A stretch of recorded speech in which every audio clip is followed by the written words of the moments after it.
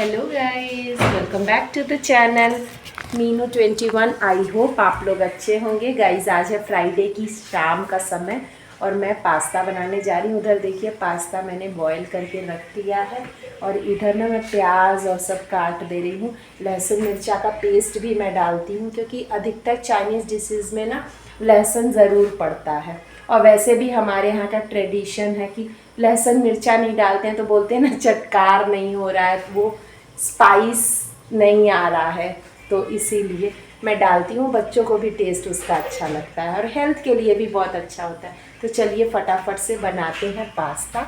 और मैं कैसे बनाती हूँ, मैं ना अपने हिसाब से, देखिए गाइस सबका बनाने का अपना तरीका होता है।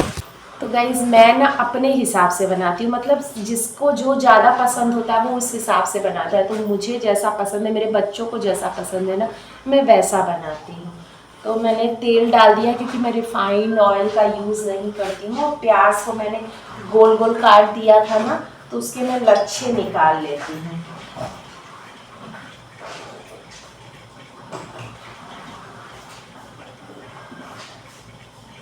रिंग्स जैसे ये है ना, तो इसके एक एक रिंग्स निकाल लीजिए तो बहुत अच्छा लगता है। तो गाइस यहाँ पे ना मैं इसके लच्छे अलग अलग कर लूँगी, जिससे ना हर एक स्प्रिंग जो है अलग अलग रहता है, तो बहुत टेस्टी बनता है। और ये फ्राइडे का व्लॉग है इसलिए सैटरडे को नहीं आ पाया क्योंकि कॉलोनी में ना एक रिसेप्शन था, तो बहुत तेज़ गाने बज रहे थे, तो जिसकी वजह से ना मैं वॉइस ओवर नहीं दे पाई। और ये देखिए रेडी है, इसमें बस आपको बॉयल्ड पास्ता डाल दीजिए और आपका पास्ता रेडी है खाने के लिए। गाइस हलवा बन रहा है। गाइस हम लोग जा रहे हैं, बच्चों के स्कूल का PTM है, पैदल ही जाना है, तीनों बच्चे साथ में हम लोग।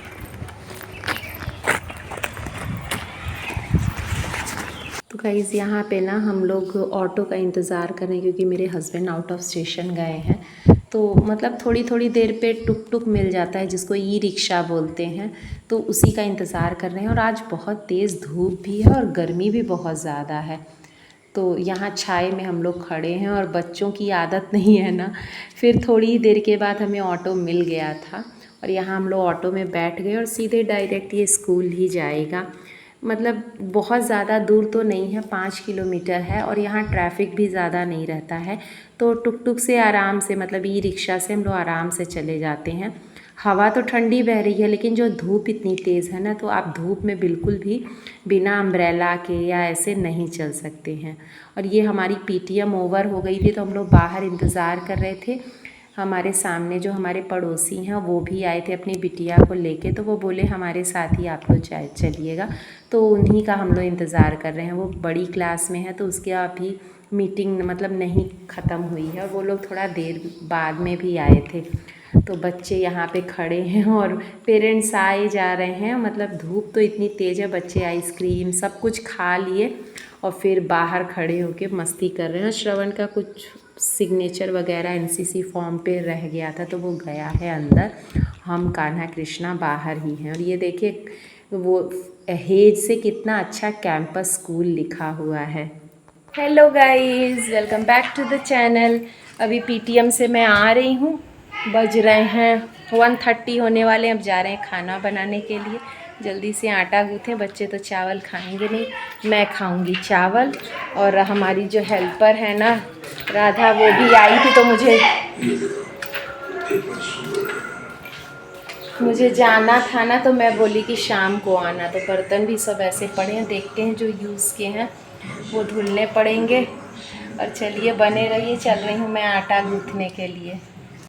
तो गाइज़ मैं सुबह ही ना दोपहर की भी तैयारी करके गई थी, बस मुझे चावल रखने थे और रोटियां सेकनी थी, क्योंकि फिर मैं वहाँ से आके ना जिनके साथ में आई थी उन्हीं के घर में चली गई थी भाभी से मिलने के लिए, तो वहीं बैठ गई थी। तो 1-1.5 घंटे वहीं मैं बैठी रही।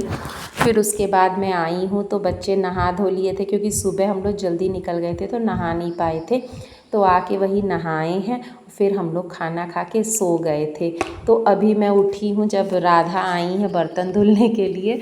फिर मैं दूध बॉयल कर रही थी और ऋषभ की चाय बना रही थी ना, तो मैं सोची जब तक दूध बॉयल हो रहा है क्यों ना ये साइड वाली रैक थोड़ी सी मतलब मैसी हो रखी थी, तो मैं सोची इसको भी आज क्लीन कर लेते हैं। क्योंकि मसाले के जो डिब्बे होते हैं ना गाइज़, हम लोग जब खाना बनाते वक्त किसी भी हाथ से छू देते हैं, जैसे सब्जी काट रहे हैं उसी हाथ से अगर ज़रूरत है, तो वो थोड़े से चिकने हो जाते हैं और थोड़े से गंदे तो हो ही जाते हैं। कितना भी आप चिमनी लगाएं, एग्जॉस्ट लगाए हैं, लेकिन अगर आप उनको टाइमली क्लीन ना करिए ना, तो उन पे एक लेयर सी जम जाती है। पहले मैं सोची ये जो मेरा स्पाइस वाला ट्रे है इसको मैं पोंछ देती हूँ, लेकिन वो इतनी चिकनाई थी तो फिर मैं सोची उसको अच्छे से धुलाई कर देते हैं। और ये मैंने ना आटे की जो प्लास्टिक की बोरी आती है उसको रिवर्स करके चिपका दिया है इस पे, तो ये एज अ मैट काम करता है। तो इस तरह से छोटी छोटी चीज़ों से ना हम यूटिलाइज़ करके बहुत सारे पैसे तो बचाते ही हैं और रिसाइकल भी कर लेते हैं चीज़ों को। और देखने में भी ये वाइट शीट जैसा अच्छा लग रहा है, तो मैं उसको पोंछ दी हूँ। और बाकी जो भी मैं यहाँ चीनी, चाय पत्ती और स्पाइसेस वगैरह रखती हूँ, मतलब एवरीडे यूज़ वाले, उनको मैं एक बार गीले उससे जो क्लीनर एक आता है ना, उससे मैं गीला करके सबको स्पाइसेस वाले बॉक्सेस को, कंटेनर्स को क्लीन कर दे रही हूँ। और कुछ जो खाली हो गए हैं ना उनको मैं वॉश कर दूँगी। ये जो कांच के जितने भी बॉटल्स हैं इन्हीं में मैं स्पाइसेस रखती हूँ, जैसे खड़े मसाले।